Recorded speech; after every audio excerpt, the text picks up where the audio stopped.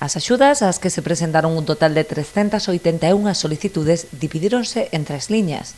O grupo 1, que era o grupo que se había visto obligado a pechar, pois houbo 276, se reparten 276 axudas.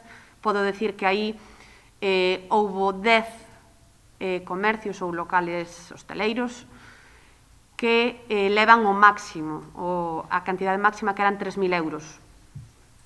Despois, no grupo 2, que tiñan unha reducción dos ingresos dun 75%, houve unhas 45 solicitudes. E no grupo 3, pois houve 39 solicitudes. Son locais que non estuveron obrigados ao peche, pero si tiveron que acceder a un ERTE, non? Esta inxección económica próxima aos 600.000 euros vense sumar aos 130.000 que xa foron repartidos no marco do Plan Reactiva Ribeira con cargo ás arcas municipais.